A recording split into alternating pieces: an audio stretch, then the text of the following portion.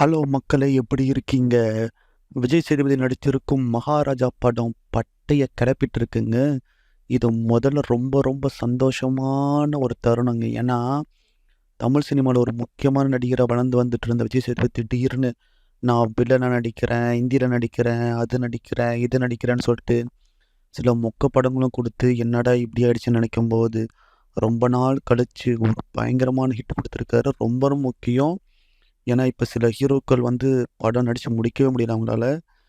இந்த சூர்யா மாரி ஆட்கள் சொல்றேன். இந்த விஷால்லாம் ரத்னம், கித்னோன்னு மொக்க படம் கூட குடுக்குறான். விக்ரமுக்கு படம் எப்போ ரிலீஸ் ஆனே தெரில. ஸோ, இந்த மாரி நேரத்தில விஜய் சேதுபதி மாரி ஒரு ஆள் வந்து தொடர்ந்து படம் ஹிட் குடுக்குறது, மார்க்கெட்ல கமர்ஷியலா அவைலபிளா இருக்கிறது ரொம்ப ரொம்ப முக்கியம். அத நிறைவேத்திருக்குங்க இந்த படம் மகாராஜா. படம் பாருங்க, கண்டிப்பா பாருங்க. சரியான த்ரில்லர், சரியான ஸ்க்ரீன் பிளே. உண்மையிலேயே வந்து கிரிப்பிங்கா எடுத்துட்டு போயிருக்காய்ங்க. படம் அவ்வளோ தாறுமாறா வந்திருக்கு. எல்லாருக்குமே ரொம்ப பிடிச்சிருக்கு.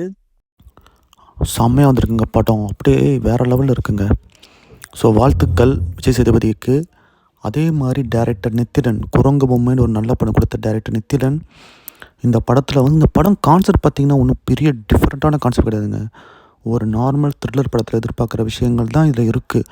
ஆனால் என்ன ஒரு பெரிய விஷயம்னா அந்த ஸ்க்ரீன் ப்ளே. அந்த ஸ்க்ரீன் ப்ளே வந்து அவ்வளோ சூப்பராக இருக்குது. அதுக்காக உங்களால் கண்டுபிடிக்க முடியாதுன்னு இல்லை. நீங்களே ஓரளவுக்கு என்னென்னு கண்டுபிடிப்பீங்க. முக்கியமாக செகண்ட் ஹாஃப்லலாம். பட் இருந்தாலும் அது சொல்கிற விதம் இருக்கும் பார்த்தீங்களா? அது எப்படி ப்ரெசன்டேஷன் சொல்லுவாங்க தெரியுமா?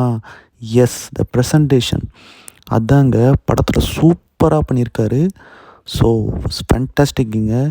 உண்மையிலே இந்த வருஷத்தில் வரப்போகிற படங்களில் இது முக்கியமான படமாக இருக்கும்.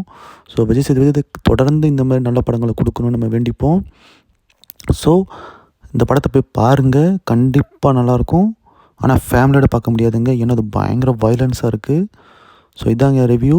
சேனலை சப்ஸ்கிரைப் பண்ணுங்கள் கைஸ். பாய்.